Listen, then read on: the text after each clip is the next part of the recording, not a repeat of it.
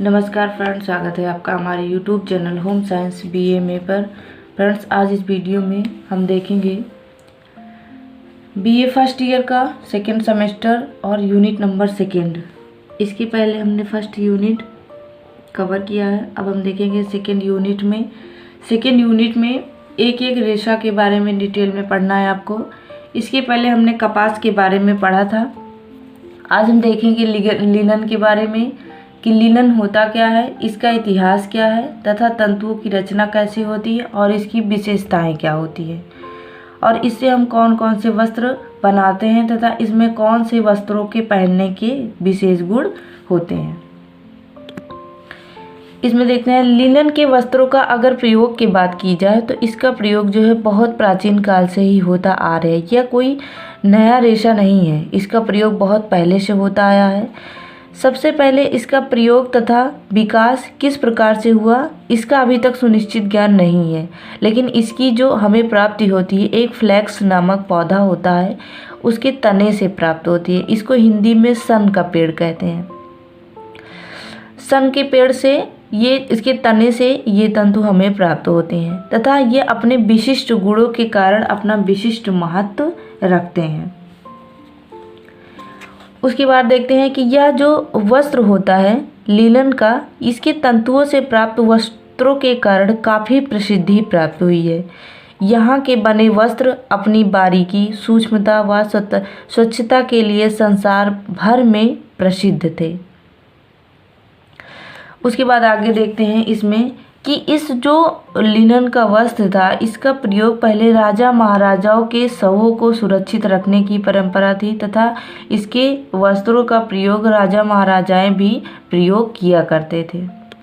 उसके बाद इसका प्रयोग देखते हैं, जैसे बाइबिल में लिनन के वस्त्रों को शांति व पवित्रता का प्रतीक माना गया। अब आप सोच सकते हैं कि इसका प्रयोग जो है बहुत पहले से होता आया है, तभी तो बाइबिल में इसके जो बने वस्त्र होते हैं उसको शांति व पवित्रता का प्रतीक माना जाता है।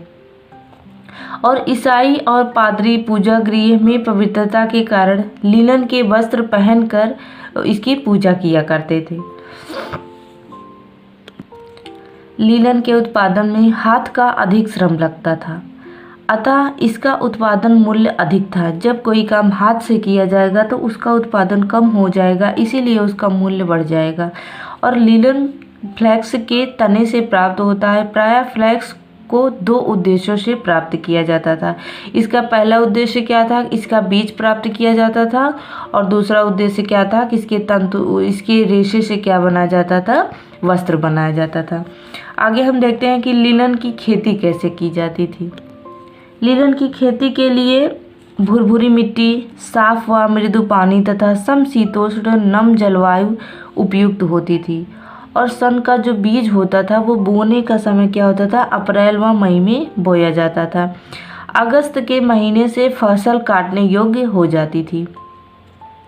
जैसा कि हमने बताया कि सन की प्राप्ति के दो उद्देश्य होते हैं। इसका बीज प्राप्ति के लिए इसके बीज से क्या प्रयोग किया जाता है, क्यों, जैसे इसके बीज से क्या होता है, इसके बीजों से लिनसीड हो गया, तेल हो गया, वार्निश, पेंट, लियोनियन, तेलीय वस्त्र व उत्तम चमड़ा बनाया जाता था जो इसका बीज होता था, और जो इसका रेशा होता था उससे वस्त्र बनाया जाता था। और इसका दूसरा उद्देश्य क्या होता था कि तंतु के प्राप्ति के लिए बोया जाता था। इसमें फूल कैसे होते थे, एक नीले एक सफ़ेद। नीले फूल वाले का जो रेशा होता था वो बहुत उत्तम किस्म का होता था, बहुत अच्छा होता था, और सफ़ेद वाला थोड़ा मोटा और निम्न किस्म का होता था। अब सबसे पहले इसके बोने या आगे की प्रक्रिया देखते हैं। सबसे पहले बुआई व कटाई। अगर हमें सन के लिनन के रेशों से वस्त्र बनाना है तो सबसे पहले हमें सन का पेड़ लगाना पड़ेगा, वह बुआई करनी पड़ेगी, कटाई करनी पड़ेगी। ऐसे ही धीरे धीरे प्रोसेस करते हुए हम आगे बढ़ेंगे। सबसे पहले पेड़ों की बुआई व कटाई की जाती थी। तो इसका वर्ष जो इसका पेड़ होता था वो प्रति वर्ष बोया जाता था, और इसके तने की जो लंबाई होती थी वो 40 इंच होती थी, और नीचे से मोटा व ऊपर से पतला तथा नुकीला हो जाता था। और इसके भाग से जो डाल होती थी छोटी छोटी व मोटी मोटी पत्तियां निकलती थी।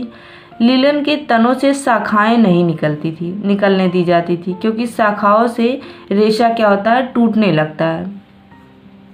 तो उसके बाद क्या किया जाता था, जब ये इसके देखा जाता था कि जब ये धीरे धीरे बड़ा हो गया और इसके नीचे जड़ के पास पीला पड़ जा रहा है, तब वो समझ लिया जाता था कि ये पेड़ पक गया है, तब उसको जड़ से उखाड़ लिया जाता था। तो इस तरीके से आपने देखा कि इसकी बोआई व कटाई कैसे करेंगे। सबसे पहले पेड़ों को लगाएंगे, उसके बाद वह धीरे धीरे करके बड़ा होगा, जब वो बड़ा हो जाएगा तो उसको हम जड़ सहित उखाड़ लेते हैं।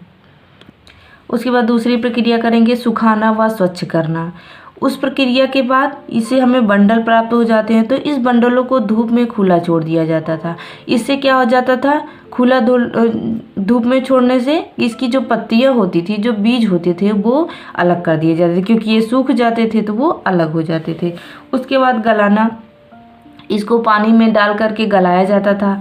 जैसे बंडलों को पानी में गलाने के लिए डाल दिया जाता था, पानी में पड़ा रहने पर तने की जो ऊपरी छाल होती थी वो गल जाती थी, क्योंकि इसको हफ्ता 10 दिन ऐसे ही जो है पड़ा रहने दिया जाता था। और आपस में जो पदार्थ सटने वाले होते हैं, जो गोंदीय पदार्थ होते हैं, वह भी पानी में घुल करके साफ हो जाता था। तो इस तरीके से इस प्रकार हमें स्वतंत्र रेशा अलग अलग बिखर जाता था और यहाँ पे पहुँचने के बाद हमें रेशे की प्राप्ति हो जाती थी। उसके बाद उसकी अगली प्रक्रिया देखेंगे, तोड़ तथा पीट कर तंतु अलग करना। अब तंतुओं को डंठल से अलग करने को ही पीटना कहा जाता है। जो तंतु होते हैं उसको डंठल से अलग करना ही क्या कहा जाता है, पीटना कहा जाता है। इस प्रक्रिया के लिए तंतुओं को किसी औजार या धातु से प्रयोग किया जाता था या किसी रोलर्स से गुजारा जाता था, और जो डंठल होते थे वो टूटकर अलग हो जाते थे तथा रेशे अलग अलग हो जाते थे। उसके बाद हम देखते हैं कंघी करना व सीधा करना। कंघी करना मतलब होता है सुलझाना। जैसे हम अपने बालों को सुलझाते हैं, वैसे रेशों को भी कंघी किया जाता है। रेशों को कतारों में रखकर लोहे की बड़ी बड़ी दांते नुमा कंघियों से खींचा जाता था, जिसमें लंबे रेशे अलग हो जाते थे और छोटे रेशे अलग हो जाते थे। तो जो लंबे रेशे होते थे उनसे अच्छी क्वालिटी का वस्त्र बनाया जाता था, और जो छोटे रेशे होते हैं उनसे निम्न कोटि का वस्त्र बनाया जाता था। छोटे तंतुओं को टो कहा जाता है। तो इस तरीके से कंघी करना में छोटे और बड़े तंतु को अलग किया जाता है। उसके बाद क्या है, कताई करना।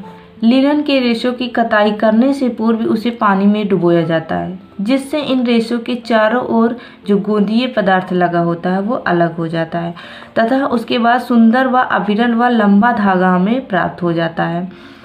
उसके बाद उसी अवस्था में ही काट लिया जाता है, गीली अवस्था में, क्योंकि सूखने के बाद ये कड़ा हो जाता है तथा धागा टूटने लगता है। उसके बाद इतनी प्रक्रियाओं को करने के बाद अब बुनाई की प्रक्रिया की जाती थी। वस्त्र की बुनाई करने से पहले धागा में एक विशेष प्रकार का लेप लगाया जाता था, जिससे बुनाई करते समय धागा न टूटे, और बुनाई की प्रक्रिया की जाती थी। लिनन के वस्त्रों से जो सबसे मुख्य बुनाई है वो जैकार्ड बुनाइयों का प्रयोग किया जाता है। उसके बाद परिसज्जा। अब इतनी सारी प्रक्रियाओं के बाद हमें वस्त्र मिल जाता है। अब बुनाई करने के बाद हमें वस्त्र की प्राप्त हो जाती है, तो बुनाई करने के तुरंत बाद ही हम वस्त्र का प्रयोग नहीं कर सकते हैं। उसमें बहुत सारी परिसज्जा करने की आवश्यकता होती है। परिसज्जा का मतलब होता है सजावट करना। तो इसको सजावट करने के लिए जैसे सबसे पहले ब्लीचिंग करके कपड़ों को साफ़ किया जाता है। उसके बाद जैसे रंग उसके गहरे भूरे से लेकर पीला लिए होता है तो ब्लीच करके साफ़ किया जाता है। उसके बाद प्राकृतिक रूप से जो हमें रंगना होता है, कृत्रिम रूप से हम उसको रंगते हैं। उसके बाद रंगने के बाद लिनन वस्त्र सतह पर रोए नहीं होती, क्योंकि इनका वो जो रेशा होता है लंबे रेशों से बनता है, इसीलिए चिकना होता है ये ऑलरेडी। उसके बाद इस पे मर्सराइजिंग की प्रक्रिया की जाती है ताकि वस्त्रों की चमक और ज़्यादा बढ़ जाए, तथा मर्सराइजिंग से रंगों की प्रति सादृश्यता भी उत्पन्न हो जाती है। तो इस तरीके से आपने देखा कि इतनी प्रक्रियाओं होने के बाद हमें एक रेशे की प्राप्त होती है, और रेशों से हम क्या बना लेते हैं, वस्त्र बना लेते हैं। विशेषताओं के बारे में देखेंगे। इसका जो संगठन होता है वह मुख्यतः सेलुलोज का बना होता है, क्योंकि सेलुलोज पेड़ पौधों में पाया जाता है और रेशा हमें पेड़ों से प्राप्त होता है। उसके बाद हम देखते हैं सूक्ष्मदर्शी रचना। सूक्ष्मदर्शी रचना पे देखने के बाद इसका जो तंतु होता है वो सीधा, बेलनाकार व चमकदार दिखाई देता है। तथा बाँसों के समान थोड़ी थोड़ी दूर पर गांठें होती हैं। ये आप देख सकते हैं, जैसे बाँसों में थोड़ी थोड़ी दूर पे गांठें होती हैं। उसके बाद इसकी जो लंबाई होती है, ये एक लंबा रेशा होता है जिसकी लंबाई 12 से 20 इंच तक होती है। मजबूती की बात की जाए तो यह काफ़ी मजबूत व टिकाऊ तंतु होता है और भीगी अवस्था में और भी मजबूत हो जाता है तथा सूखी अवस्था में इसका तंतु कमजोर हो जाता है। मजबूती में रेशम के बाद इसका द्वितीय स्थान है, मतलब जितने भी प्राकृतिक रेशे होते हैं सबसे मजबूत रेशम होता है। उसके बाद दूसरे नंबर पे लिनन होता है।